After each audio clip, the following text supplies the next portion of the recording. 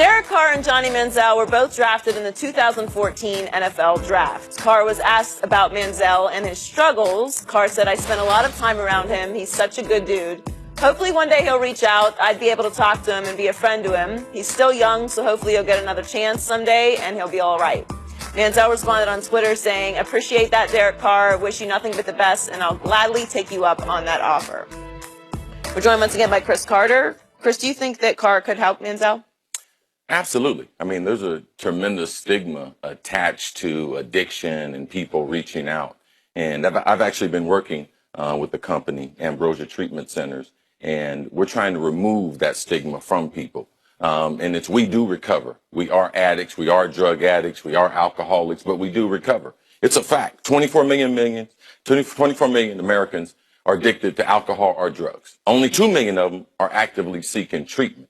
So we have 22 million people out there going to work with people that we have relationships with, family members that need help. So yes, Derek Carr should reach out to him. We've been so proactive. I've reached out to Johnny Manziel in the same way Derek reached out to him. We shared a couple tweets, a couple DMs. And yes, I believe in recovery. I believe recovery works. I have almost 10,000 days in recovery. I stopped drinking September 21st, 1990. When I was with the Vikings, and it saved my life. So yes, that was, almost 4 million minutes ago. So every day, every decision, any type of voice that helps you get on the right road. And Shannon, you'll appreciate this. You know about the renovation project with the Hall of Fame, yes. Johnson Controls, Hall of Fame Village. They're doing $500 million renovation. And we've partnered with the Hall of Fame and putting a treatment center in the Hall of Fame. So former players, current players would have the ability to get some type of help if they had some issues with substance abuse. So who was most instrumental and influential in getting you to the right place back in 1990? Buddy Ryan, when he cut me. When he cut me and sent me packing, they told me I could pack my things in a hefty garbage bag. That right there was the impetus for me to realize that I needed to do something substantial in my life, or I was going to lose my career, lose my family. How aware was Buddy that you had an issue? Oh, he was very aware. That's the reason why he cut me. He told me that. Okay. He told me he cut me because he couldn't trust me. And when I got to Minnesota, that's the reason why I love the Vikings. They hired someone before I even got there. They said, there's a kid in Philadelphia. He might be released this weekend, and he needs help. So the Minnesota Vikings started one of the most advanced substance abuse programs, and that's how I was able to get healthy, through employee assistance program. So who was in charge of the Vikings at that point? Do you remember who had made that decision? Well, Wheelock Whitney was one of the owners, and he had a friend in Betty Trilogy who was involved in substance abuse and hired her for the first time to be able to help out the players. Interesting. Could Carr help Manziel? Not if Manziel is not willing to help himself. Because I tell my kids this all the time. I can't want something for you more than you want it for you. And see, right now, everybody wants it more for Johnny than Johnny. Everybody keeps reaching out. Derek Carr, CC has reached out. But guess what? Every time they reach out, he's doing this. Everybody has covered from Johnny Manziel. It started with his parents. Then it went to college, Texas A&M. Yep. But see, they were covered for him because the parents are always going to, most of the time, parents will cover for their kids. That's my baby. I love my baby. Texas A&M, we got the Heisman Trophy winner. They renovated that big old stadium on the back of Johnny Manziel. It's the house that Johnny built. Because before Texas A&M was just an afterthought. Yep. Johnny Manziel come there and he beat Alabama and everybody's talking about he went to Heisman and boom. So he gets to the NFL. He can't perform. He's not a star. They're not going to protect you. So now what do you do? Because the NCAA even protected him. Because you look at Todd Gurley. Todd Gurley signed items. He gets 4 games. A.J. Green sells his jersey. He gets 4 games. Johnny Manziel, the Heisman Trophy winning quarterback, signs 4,000 items for free. Now, which one do you think got the most money? Todd Gurley, an all-SEC running back, A.J. Green, an all-SEC running back, or Johnny Manziel, all-SEC quarterback, Heisman Trophy winner?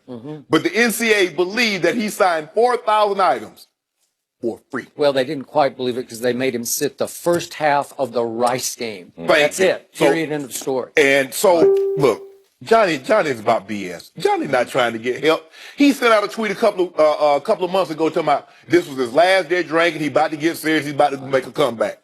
Yeah. Until Johnny now you can want it for him, Skip. You can want it. I can want it. But until Johnny wants it for himself, Sure, we're wasting our time. No, we're not wasting our time because, his life is still important, and I understand exactly what you're saying, but How can you save him if he doesn't want to be saved? okay, the number one thing is the way we fail is by not reaching out and not helping him. Yes, right now he's in a moment, and we've all had moments, some more than others.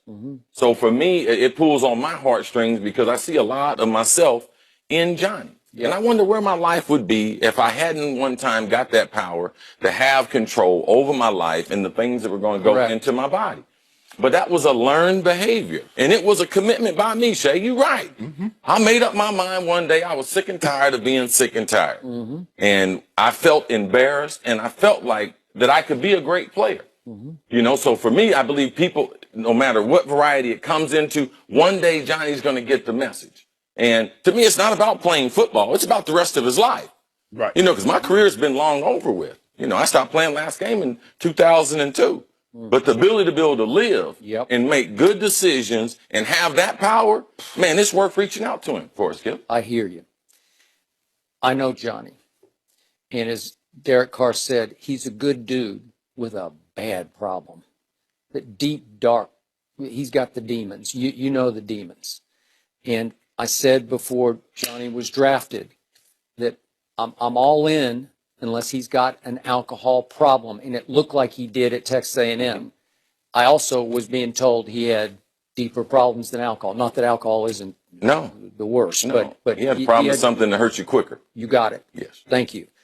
And I said, if these problems get him, then I'm out. And I was quickly out on him because he could not handle the pressure of even being a mid-round, first-round pick in Cleveland, Ohio. And yet, here comes Derek Carr. And I'm with you, and I do appreciate you reaching out to him. This is the one guy to me, though, he might listen to. And I'm emphasizing the word might. Remember, Derek Carr is who Johnny wanted to become because they're draft mates, they're quarterbacks. Not that this matters, but they're both white guys, and they're kind of the same guy, except Derek Carr chose a different path in college. He married his college sweetheart. They already have 2 kids, and he's a genuine God guy. Johnny's got God in his heart too. I've had talks with him about it. He just pushed God off to the side right now. He doesn't need God because he's okay by himself. But Derek Carr is highly respected by his teammates because he walks his Christian talk. He does. I think he's real. You never know from a distance, but by all accounts, everybody I've talked to, Derek Carr is the truth. And I think Johnny knows he's the truth. I'm with you.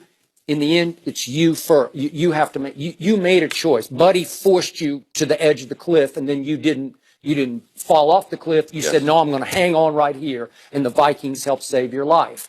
But if anybody could get through to Johnny right now, I think Derek Carr could, because they're like-minded. They're the same guy. And I'm not saying it's going to happen, but if anybody, like the parents couldn't get to him. They tried, then they tried tough love. They tried to reject him. They said, okay, we disown Johnny. We don't even want to talk about Johnny. Remember, but he already had his own money by then, so he didn't need you. Okay, you got it.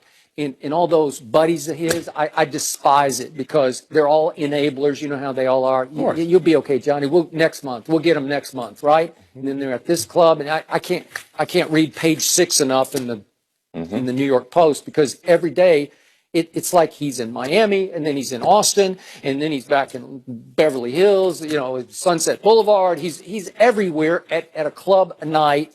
And there's another picture of him looking like he's, and I just don't want to hear about him winding up dead in a ditch somewhere because he's got potential. But CC, if it's true that we create our own demons, isn't it then also true only we can chase them away? Well, as far as addiction is concerned, it's been shown that addiction can be hereditary. You're more susceptible to addiction if you come from addiction. Myself, coming from addiction. I realize that, understand it. So we don't have the ability like you do to drink on a social basis, like normal people do. We just can't do that. Now, for me, it's about hope. And in recovery, I don't care how many times you fall off, to get back on, because there is a day that you will gain control of your life. And that's what it's about. It's about his life and giving themselves some type of power. It's not about the National Football League. I would be feeling like this if he never played in the NFL ever again. Yeah. You know, I would want to reach out to him. But the thing is with me, I knew early on my personality is obsessive. It's addictive. Mm-hmm. If I drink, I'm going to be an alcoholic. If I did drugs, I'm going to be a druggie. Mm-hmm. If you see my behavior, the way I train, I'm obsessive with it. Yes. I eat the same thing. I'm obsessive with it. I know that about me. My father was an alcoholic. His brothers, my dad died at 39. 39. I've never had an uncle reach the age of 70. So I know that about me. So that's the trick, is knowing who and what you are, and then play to your strengths while staying away from your weaknesses. And the people that can do that. Yeah, that's the key to life. Yeah, I mean, addiction is a very complicated situation, a very complicated problem, but Johnny has a bunch of people pulling for him, so hopefully Derek Carr can reach out to him, or Chris, and he can get it back on the right path. Yes, so we're pulling for him. Yes, absolutely. Thanks so much for joining us. All right. Coming up, Ray Lewis joins Undisputed. What advice does he have for Dak about dealing with Jerry Jones? That's next. Awesome. Thank you, man. All good. All good. Thank you, George. Good job, Chris. People, man, you out the hood. He can't come back that day.